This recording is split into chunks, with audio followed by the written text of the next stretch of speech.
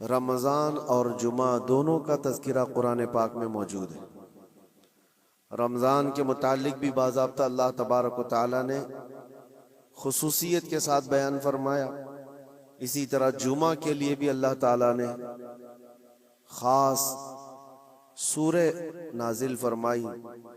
लेकिन जब ये दोनों एक साथ जमा हो जाएं तो उनकी फजीलतों पर और भी बुलंदियां आ जाती हैं। जुमा रमज़ान में हो और फिर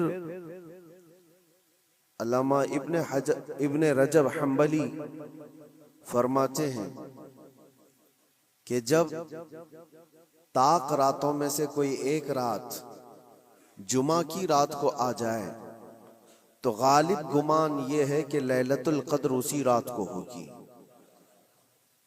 तो कल की जो रात गुजरी वो जुमा की रात भी थी और ताक रात भी थी। तो ये दोनों के जमा होने पर बुजुर्गों ने फरमाया लैलतुल क़द्र वाली जो फजीलत है जिस शब के लिए गालिब गुमान है कि वही हो सकती है। लेकिन हम सब अल्लाह करीम की बारगाह में ये आस व उम्मीद लगाकर दुआ करते हैं कि हम गुनहगारों को उसकी मुबारक घड़ियों में से कोई घड़ी कबूलियत की अता फरमाए। और आज के दिन के मुतालिक ये भी फरमाया गया कि जुमा यानी सूरज गुरूब होने से पहले पहले एक घड़ी ऐसी आती है जिसमें अल्लाह ताला बंदे की हर दुआ कबूल फरमाता है, कबूलियत का वक्त होता है। और ये भी फरमाया गया कि उसने ईमान और एहतिसाब के साथ आज जो नमाज पढ़ा इससे पहले जो गुनाह किया था अल्लाह ताला सबको माफ फरमाएगा। रमज़ानुल मुबारका की हर रात बख्शिश होती है और जितने लोगों की रमज़ान में बख्शिश हो गई उतनी तादाद सिर्फ आज के जुमा के दिन बख्शे जाते हैं। और फिर ईद की रात के लिए भी फरमाया गया। तो अब ये चंद सातें रह गई हैं और चंद लम्हे बाकी रह गए हैं रमज़ान को रुखसत होने में। दुआ ये करो कि अल्लाह ये रमज़ान के गुजरने से पहले हम सब की बख्शिश का ऐलान फरमाए। जो हज़ारों लोग लाखों लोग जहन्नम से आज़ाद हो रहे हैं उन आज़ाद होने वालों में हमारा नाम भी मौला शामिल फरमाए। वैसे दुनिया भर में आज के दिन को मुसलमानों ने यौमुल कुद्स के नाम से मंसूब किया है। यौमुल कुद्स के नाम से इसको मौसूम किया है। दुनिया अलग अलग डे मनाती है, mother's day, father's day, women's day, वो पता नहीं कौन कौन से डे बहुत सारे मनाए जाते हैं। इस्लामी एतबार से सारी दुनिया के मुसलमानों ने रमज़ान के आखिरी जुमा को अल कुद्स डे, यौमुल कुद्स यानी बैतुल मुक़द्दस की हिफाजत वाला दिन करार दिया। पूरी दुनिया आज दुआओं में मशगूल है और उम्मत को कुद्स के मुताल्लिक अवेयरनेस लाने के लिए, उनके अंदर मालूमात पैदा किए जाने के लिए हर जगह पर महफिलें होती हैं, तकारीर होती हैं। और होना भी चाहिए कि उम्मत को ये हिस्सा ट्रांसफ़र किया जाए। आज दूर दराज बैठे हुए लोग ये समझते हैं कि फ़िलिस्तीन में जो कुछ भी चल रहा है वो उनका इलाकाई झगड़ा है, उनके बॉर्डर का मसला होगा जैसे हमारे लिए कश्मीर का मसला बनता है। ऐसा नहीं है मेरे अजीजों, ये बहुत पुरानी तारीख है। बैतुल मुक़द्दस जो खित्ता है जिसको मस्जिद अक़सा कहा गया कुरान पाक में, जहां से रसूल करीम सल्लल्लाहु तआला अलैहि वसल्लम की मेराज हुई, जिसका जिक्र साफ कुरान पाक में है। सुब्हानल्लज़ी अस्रा बिअब्दिही लैलन मिनल मस्जिदिल हराम इलल मस्जिदिल अक़सा। पाक है वो ज़ात जिसने अपने बंदे खास को एक रात मस्जिद हरम से जो मक्का में मस्जिद अक़सा तक का सफर कराया। मस्जिद अक़सा क्या है? कुरान कहता है अल्लज़ी बारकना हौलहू, जिसके इर्द गिर्द हमने बरकत रखी है, जिसके इर्द गिर्द बरकतें रखी गई हैं। तो मस्जिद अक़सा ये कल परसों वाली, साल 2 साल पहले वाली या 100-200 साल पहले वाली मस्जिद का नाम नहीं है। ये इतनी पुरानी है जिसकी तारीख तकरीबन 4000 साल पहले की। सैयदना इब्राहीम अलैहिस्सलातु तस्लीम के ज़माने से ये आबाद इलाका, और एक दो नहीं हज़ारों अंबिया इकराम अलैहिमुस्सलाम का वो क़िबला रहा है, और ख़ुद मुसलमानों का भी क़िबला अव्वल वही था। पहले उसी की तरफ मुँह करके नमाज अदा किया जाता। और नबी पाक सल्लल्लाहु ताला अलैहि वसल्लम जब मदीने तैयबा हिजरत फरमा कर आए तो आप अंदाज़ा कीजिए कि बेअसत के 13 साल के बाद, यानी हुजूर के ऐलान नबुव्वत के 13 साल के बाद हुजूर पाक सल्लल्लाहु ताला अलैहि वसल्लम ने हिजरत फरमाई। मक्का के 13 साल और फिर मदीना जाने के बाद वहाँ 17 महीने तकरीबन 1.5 साल बैतुल मुक़द्दस की तरफ मुँह करके ही नमाज पढ़ी जाती थी, बैतुल मुक़द्दस की तरफ रुख करके ही इबादत होती। और 17 महीने के बाद फिर वो हुक्म आया, वो भी मेरे मुस्तफ़ा करीम सल्लल्लाहु अलैहि वसल्लम की ख्वाहिश पर, कि आप ज़ोहर की नमाज अदा कर रहे थे और आपके दिल में ये ख्याल आया कि हमारा क़िबला बैतुल मुक़द्दस की वजह खाने काबा होता तो अच्छा होता। रब तबारक व तआला की बारगाह में वो ख्वाहिश करते हुए आसमान की तरफ नमाज की हालत में हुजूर देख रहे थे, चेहरा आसमान की तरफ उठा रहे थे। 2 रकात हो चुकी थी, तब अल्लाह ताला ने कुरान की आयत नाजिल फरमाई नमाज की हालत में ही, क़द नरा तक़ल्लुब वजहिक फ़िस्समा फ़लनुवल्लियन्नक क़िबलतन तरज़ाहा। ऐ महबूब, हम आपका चेहरा उठाना देख रहे हैं आसमान की तरफ, और अनकरीब आपको उसी तरफ फेर देंगे जहां आपकी रजा है, आपकी जिसमें खुशी है। और फिर फौरन आयत भी नाजिल हो गई, फवल्ली वजहक शतरल मस्जिदिल हराम। देर किस बात की महबूब, अभी आप अपना चेहरा खाने काबा की तरफ फरमा लें। बैतुल मुक़द्दस सामने है तो खाने काबा बिल्कुल अपोजिट में। हुजूर अकरम सल्लल्लाहु अलैहि वसल्लम 2 रकात के बाद नमाज की हालत में ही घूम गए, और उसके बाद बाकी की 2 रकात खाने काबा की तरफ मुंह करके पढ़ाई। तो क़िबला तो जो बदला वो नबी पाक सल्लल्लाहु अलैहि वसल्लम के ज़माने में 17 महीने नमाज मदीने में पढ़ने के बाद, लेकिन उससे पहले बैतुल मुक़द्दस क़िबला अव्वल रहा। बैतुल मुक़द्दस अंबिया इकराम का मस्कन है, तकरीबन 30,000 के करीब अंबिया इकराम अलैहिस्सलाम उसके इर्द गिर्द हैं बैतुल मुक़द्दस के। और वो उसको कुरान पाक ने अर्द मुक़द्दस कहा है, अर्द मुक़द्दस भी कुरान पाक में उसका जिक्र है। मसला ये है कि वहाँ पर दुनिया के 3 बड़े पुराने जो अदियान हैं उनका वो महवर और मरकज़ बनता चला जाता है। यहूदियत, ईसाइयत और मुसलमानों के लिए, सबके लिए वो मुक़द्दस है, मोहतरम है, मुतबर्रक है। यहूदी भी उसको मुक़द्दस मानते, उनका भी क़िबला रहा, और ईसाई भी उसको अपना मुक़द्दस और मोहतरम इबादत गाह के तौर पर देखते हैं, इसलिए कि ईसा अलैहिस्सलाम की विलादत भी वहाँ करीब में हुई बैतुल लहम में, और ईसाइयों के लिए भी वो एक मरकज़ की हैसियत रखता है। और ये आसमानी मज़ाहिब में ईमान वाले मुसलमानों के लिए भी वो मुक़द्दस व मुतबर्रक है। उसकी वजह चाहे जो भी हो, कुरान पाक में उसका जिक्र है, और नबी पाक सल्लल्लाहु अलैहि वसल्लम ने वहाँ से मेराज फरमाई, मेराज का सफ़र शुरू फरमाया। तो इस एतबार से 3 बड़े अदियान जो दुनिया के हैं उनमें ये इख्तिलाफ का मसला आज से नहीं रहा, बरसों से रहा। चले, अगर आज कोई हम पर ये इल्ज़ाम लगाता है ये कि मुसलमानों का और यहूदियों का मसला है, तो मेरे अजीज़ों, फ़िलिस्तीन में मुसलमानों के आने से पहले की अगर तारीख़ आप पढ़ेंगे तो यहूदियों और ईसाइयों में कई जंगें वहाँ पर हुई, कई जंगें बैतुल मुक़द्दस को लेकर के। बैतुल मुक़द्दस में पहले यहूदियों का गलबा था, तो ईसाइयों का बादशाह टाइटस और हरक्यूलिस, ये सब बादशाहों के जो नाम है आप तारीख में पढ़ें, ये हुजूर पाक सल्लल्लाहु ताला अलैहि वसल्लम की आमद से पहले वाले। इन्होंने ताकत हासिल की, गलबा हासिल किया। तो टाइटस जो बादशाह था ईसाइयों का, उसने इतना कत्ले आम किया था यहूदियों का, इतना कत्ले आम कि पूरे फिलिस्तीन की जमीन खून से बह रही थी उस जमाने में। और फिर जब यहूदियों का गलबा आया था तो यहूदियों ने ईसाइयों का कत्लेआम किया था, किसी को छोड़ा नहीं था। तो बैतुल मुक़द्दस के हुसूल के लिए, उस पर गलबा हासिल करने के लिए जंगें बरसों से चाली, बहुत बरसों से। फिर जब वो दौर आया, हुजूर पाक सल्लल्लाहु तआला अलैहि वसल्लम ने ऐलान नबुव्वत फरमाया, इस्लाम पूरी दुनिया में फैलने लगा।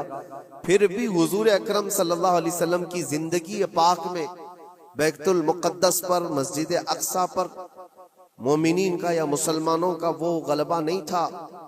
जमाना बीत गया, हजरत उमर फारूक रज़ियल्लाहु तआला अन्हु का जमाना आया। जब हजरत उमर फारूक का जमाना आया तो इस्लामी सल्तनत की सरहदें बहुत दूर दूर तक फैल गईं। मिस्र फतह हो गया, ईरान फतह हो गया, रोम फतह हो गया, बहुत सारे इलाके फतह होकर इस्लाम में दाखिल हुए। तो एक महाज फिलिस्तीन फतह करने के लिए भी हजरत उमर फारूक के जमाने में भेजा गया, जिसमें हजरत अबू उबैदा बिन जर्राह रदियल्लाहु ताला अन्हु भी मौजूद थे। और वो इस्लामी लश्कर जब गया तो फिलिस्तीन को उन लोगों ने फतह किया। फिलिस्तीन जब फतह हुआ, बैतुल मुक़द्दस जब हासिल किया गया, वो भी तारीख बड़ी अजीम है मेरे अजीजों। वहां उस वक्त ईसाइयों का गलबा था, यहूदियों को निकाल कर फेंक दिया गया, मार दिया गया, जैसे भी इनके हर बार होते थे। जब इनका गलबा आए तो उनको मारे, उनका गलबा आए तो इनको मारे, ये जंगें चलती थी। फिर जब इस्लाम आया तो उस जमाने में ईसाइयों का वहां गलबा था, उन्होंने हवाले कर दिया बैतुल मुक़द्दस को, मस्जिद अक्सा को हवाले किया। तो ये बहुत बड़ी खुशी की बात थी। तो उस वक्त वहां मौजूद सहाबा ने हजरत उमर फारूक रदियल्लाहु ताला अन्हु को खत लिखा कि आप तशरीफ लाएं कि बैतुल मुक़द्दस फतह हो चुका है। और ये मुसलमानों के लिए एक बहुत बड़ी बशारत थी, बहुत बड़ी अजीम खुशखबरी थी। और सब इंतजार में थे कि अमीरुल मोमिनीन आएंगे तो उनके जरिए से यहाँ पर नमाज अदा की जाएगी। हजरत उमर ने खबर पाते ही सफर शुरू फरमाया था, लेकिन वो किस हाल में सफर किया तारीख में मौजूद है। वक्त का अमीरुल मोमिनीन जिसने महाज पे महाज छेड़ रखे थे और बड़े बड़ी सल्तनतों को जेर कर दिया था, लेकिन बैतुल मुक़द्दस के फतह होने की खबर पाकर जब जाना था तो बहुत लाव लश्कर लेकर के नहीं निकले, अपने एक गुलाम और एक घोड़े के साथ निकले थे मदीने तैयबा से। और वो भी इस हाल में निकले थे कि गुलाम से तय कर लिया था कि 1 मील मैं उस पर बैठूंगा, तू चलेगा, और 1 मील तू बैठेगा और मैं उस रस्सी पकड़कर चलूंगा। ये दोनों में तय हो चुका था। इस तरह से अमीरुल मोमिनीन सफर करते हुए फिलिस्तीन पहुंचे थे, बैतुल मुक़द्दस पहुंचे थे। हजरत उमर फारूक रदियल्लाहु ताला, ये बातें आज इसलिए बता रहा हूं कि जिन्होंने खून का बाजार गर्म कर रखा है और जो हम पर ये इल्जामात हैं कि तलवार के जोर पर इलाके हासिल किए, तो हजरत उमर की ये सीरत भी बताओ, ये तारीख भी बताओ कि फातिह कौम किस तरह से जाती है, अकड़ कर, लोगों को पकड़ कर नहीं। हजरत उमर जब बैतुल मुक़द्दस के फतह के बाद फिलिस्तीन आ रहे थे, खबर मशहूर हो गई, ईसाई भी मुसलमान भी जो वहां मौजूद थे, सब लोग अमीरुल मोमिनीन को देखने के लिए बाहर निकले थे। इत्तेफाक ऐसा था कि फिलिस्तीन जब करीब था तो सवारी पर बैठने की बारी गुलाम की थी, हजरत उमर की बारी रस्सी पकड़ने की थी। वो रस्सी पकड़ करके वहां करीब पहुंचे तो लोगों ने ये सोचा जो सवारी पर बैठा है वो अमीरुल मोमिनीन है। लोग सब उसके पीछे दौड़ने लगे। तो वहां मौजूद सहाबी रसूल हज़रत अबू उबैदा ने कहा, ऐ लोगों, तुम गलत फहमी में हो, सवारी पर बैठा हुआ अमीरुल मोमिनीन नहीं, घोड़े की रस्सी पकड़ा हुआ वो अमीरुल मोमिनीन, वो तो गुलाम है उनका। लोगों ने पूछा ऐसा कैसे हो सकता है, तुम्हारा इतना बड़ा अजीम बादशाह, इतना बड़ा सुल्तान, वो रस्सी पकड़ कर चल रहा हो, कोई गुलाम बैठा हो? कहा यही तो इस्लाम का आदल है, फारूक आजम का आदल है। उन्होंने ये तय किया है कि रास्ते में दोनों बराबर के सफर में हिस्सेदार होंगे, थोड़ा आराम तुम करोगे, थोड़ा आराम हम करेंगे। इन अखलाक को देखकर मौजूद कई लोगों ने इस्लाम कबूल किया था। हज़रत सैयदना उमर इब्न खत्ताब रदियल्लाहु ताला अन्हु उसी मौके पर यह भी इरशाद फरमाते हैं, लोगों ने जब ये देखा अमीरुल मोमिनीन कहकर पुकारा तो आपकी आंखों में आंसू आए। फतह बैतुल मुक़द्दस के मौके पर मेरे अजीजों, हो सकता है किसी का सीना चौड़ा हो जाए कि बैतुल मुकद्दस फतह कर लिया है, अब हमने मुसलमानों का क़िबला अव्वल वापस आ गया है। इसलिए कि तारीख में पहले से मौजूद है और बाद में भी कि जिस जिस बादशाह ने वहां पर चढ़ाई की और फतह किया, गलबा हासिल किया, उसने गुरूर, क्रूरता ऐसी दिखाई कि सारे लोगों पर ये धोस जमाना चाहा कि ये मेरी ताकत का नशा देख लो, मैं जब ताकत से चढ़ाई करता हूं तो क्या हालात होते हैं। सबको, जिस बादशाह ने भी बैतुल मुकद्दस पर चढ़ाई की है, उसने अपना गुरूर और अपना घमंड लोगों को दिखाया। ये अमीरुल मोमिनीन उमर इब्ने खत्ताब थे, जब बैतुल मुकद्दस फतह होने के बाद आए थे तो आंखों में आंसू थे और रोते हुए लोगों से कहा, ऐ लोगों, मेरी कोई हैसियत नहीं, मैं तुम्हें बताता हूं, मैं खत्ताब का बेटा उमर हूं। बचपन में मुझसे 2 बकरियां नहीं संभली जाती थी, मेरे बाप मुझे मारते थे, जब बकरियां मैं नहीं संभाल पाता तो रोज मार खाता था। और आज अल्लाह के फजल से पूरे इलाके, मिस्र, यमन, इराक, ईरान, रोम, अब ये फिलिस्तीन, अरब, हिजाज, तकरीबन आज की 6 कंट्री जिसका रकबा 36 लाख स्क्वायर किलोमीटर के आसपास होता है। हजरत उमर कहते ये पूरा इलाका आज तन्हा उमर उसको हाँक रहा है और हमारी निगरानी में है। इसलिए नहीं है कि खत्ताब का बेटा उमर है, इसलिए कि मोहम्मद अरबी का गुलाम उमर इब्ने खत्ताब हुजूर अकरम सल्लल्लाहु तआला अलैहि वसल्लम से वाबस्ता हूँ, तो अल्लाह तबारक व तआला ने ये ताकत व क़ुव्वत और ये गलबा अता किया है। एक मुख्तसर सी तारीख में आपके सामने रखते आ रहा हूँ। फिर हज़रत उमर फारूक रज़ियल्लाहु तआला अन्हु के फतह के बाद बैतुल मुक़द्दस में तकरीबन 200 साल तक इसी तरह का मामला रहा। फिर ढीला हो गया, फिर ईसाइयों का गलबा आया, ईसाइयों ने दोबारा बैतुल मुक़द्दस को हासिल किया। फिर वो भी 100 साल के ऊपर ज़माना बीत गया। फिर बैतुल मुक़द्दस के हुसूल के लिए जगह जगह मुसलमानों में बहुत सारे महाज निकले, लेकिन अल्लाह ताला ने दोबारा फतह बैतुल मुक़द्दस का सहरा सुल्तान सलाहुद्दीन अय्यूबी को अता फरमाया। वो एक जर्नेल थे, इस्लाम के निडर थे और बहादुर, अजीम बहादुर, जिन्होंने अदल व मसावात तो ऐसे किए हैं। ईसाइयों ने भी आज अपनी किताब में लिखा है, हमने ऐसा कोई सिपह सालार दुनिया में देखा नहीं जैसा सलाहुद्दीन था। सलाहुद्दीन ने अपने नफ्स के लिए, अपनी जात के लिए किसी एक को भी मारा नहीं, किसी एक को भी बंधक नहीं बनाया। बेशुमार लोग जो ईसाई थे वहां पर, उनको माल जायदाद जो चाहिए वो सब दे करके आजाद किया है। कहा कि सिर्फ बैतुल मुक़द्दस ये मुक़द्दस जगह है, इसकी गंदगी और इसकी नापाकी मैं नहीं देख सकता। बाकी जब बैतुल मुक़द्दस फतह हुआ था सलाहुद्दीन के जमाने में, तो उस वक्त आम ऐलान था, जिसको जो ले जाना है ले जाए।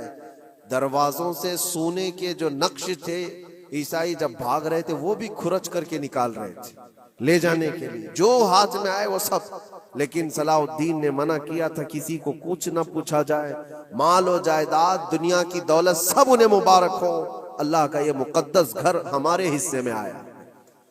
ये भी तारीख मौजूद है। और सलाहुद्दीन अय्यूबी, सैयदना उमर इब्ने खत्ताब रज़ियल्लाहु तआला अन्हु के ज़माने की ये फतह याबियाँ, ये दौरे इस्लाम में है मुसलमानों के लिए। फिर ज़माना बीतता गया और फिर ये इन्हीं हालात में बिहम्दी ताला तकरीबन 1000 साल चल पड़े।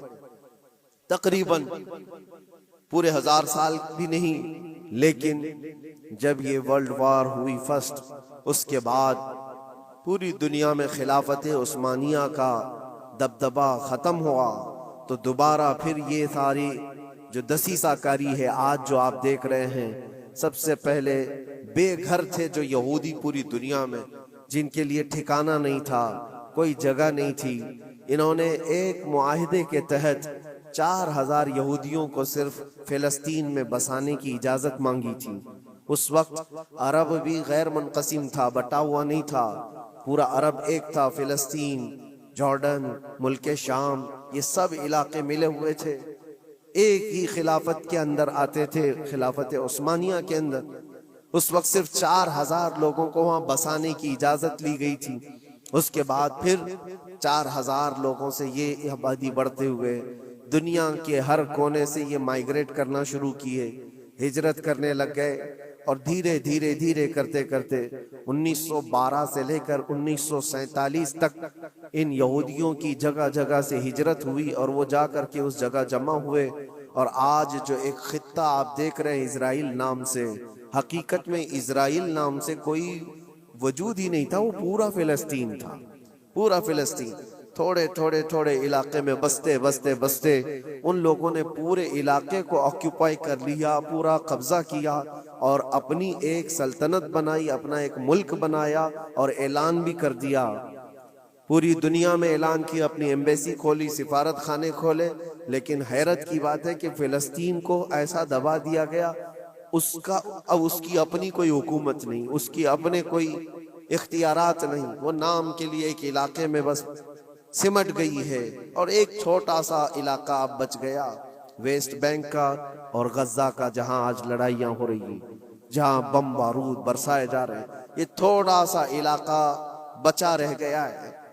मेरे अजीजों, ये एक तारीख है जो मैं आज आपको मुंतकिल कर रहा हूँ, इसलिए कि नए बच्चों को, नई जनरेशन को तारीख से बहुत कम दिलचस्पी है। ये इंटरनेट की दुनिया में रहने वाले लोग, आप ये बात याद रखें, ये विरासत के तौर पर हमने आज तक मुंतकिल होती आई तारीख। इसलिए बता रहा हूँ कि वहां पर जो झगड़ा है, वहां पर जो हालात बने हुए हैं, वो आज कल के नहीं है, सदियों से मौजूद है, कई सैकड़ों सालों से मौजूद है।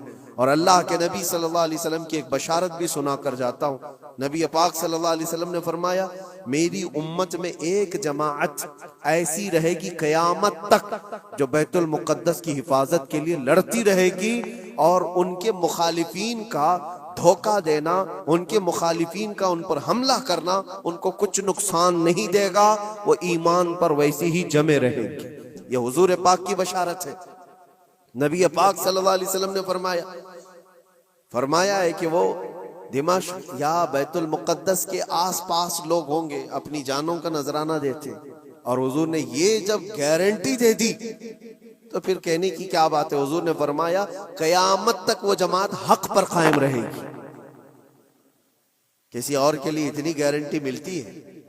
हदीस पाक में हुजूर ने फरमाया, उनके लिए वो एक जमात ऐसी होगी कयामत तक वो हक पर कायम रहेंगे, हक पर कायम रहेंगे बैतुल मुकद्दस की हिफाजत के लिए। आज उन लोगों के हालात देखते हैं हम। फिर मैं आपको एक आयत जो शुरू में पढ़ा अर्ज किए देता हूँ। रब ताला फरमाता है, वसयअलमुल लदीन ज़लमू अय्य मुनक़लिबिन यनक़लिबून। अनक़रीब जुल्म करने वाले ये देखेंगे कि अल्लाह उनको किस खाई में गिराता है, किस पलटी वो पलटेंगे। वो अंजाम आएगा, किसी भी जालिम को छोड़ा नहीं गया है। जुल्म की इंतहा हो गई, जुल्म की इंतहा हो गई। हैरत होती है, ये दुनिया आज जो न्यूट्रल बनती है, सेक्युलर बनती है, उनकी जुबानों में क्या दही जम गया है। उन छोटे से बच्चों की मौत पर कोई दो जुमले बोलने को तैयार नहीं, सिर्फ इसलिए कि मुसलमान है, सिर्फ इसलिए कि वो ईमान वाले हैं। मेरे अजीजों, दुनिया में कहीं किसी की जुल्मन मौत हो जाए तो सारी मीडिया चीखती है, चिल्लाती है। और आज जहां 49,000 लोगों को कत्ल कर दिया गया, मार दिया गया, उनका कसूर क्या था बताएं? उनका कसूर क्या है? जंग जिससे चल रही है उस जमात का तो कोई निशानी नहीं मिलता। जिस जमात के साथ, जिस तहरीक के साथ, जिस तंजीम के साथ यहूदियों की जंग चल रही है, उस तंजीम का कौन मर रहा है, उस तंजीम के कितने लोग मारे जा रहे हैं, उसका कोई हिसाब नहीं। लेकिन सिविलियंस जो वहां के बच्चे हैं, औरतें हैं, बूढ़े हैं, इनमें से तकरीबन 50,000 लोग शहीद हो चुके, जिसमें से तकरीबन 15,000 के आसपास तो बच्चे हैं, छोटे से बच्चे हैं। कलेजा मुंह को आता है ये सारी बातें देख करके, सुन करके। मेरे अजीजों, जिगर रखने वाला दुनिया का कोई भी इंसान हो, जिसके अंदर थोड़ी इंसानियत बाकी हो, वो ये तमाम मनाजिर को देख करके विरोध तो जरूर करेगा। और अगर ये बातें भी हमको यहाँ कहने में किसी को ऐसा लगता है तो मैं उसकी परवाह नहीं करता। ईमान जब तक है हम बोलते रहेंगे। जहां लोगों की जानें चली जा रही हो और तुम कहते हो कि ये हालात सही नहीं हो बोलने के लिए, तो फिर ऐसी बुज़दिली में जी करके भी मतलब नहीं, मर जाना ही बेहतर है। किस लिए जी रहे हैं? हक को हक ना कहा जाए, जुल्म को जुल्म ना कहा जाए? क्या इतने भी ज्यादा बुज़दिली आ गई है?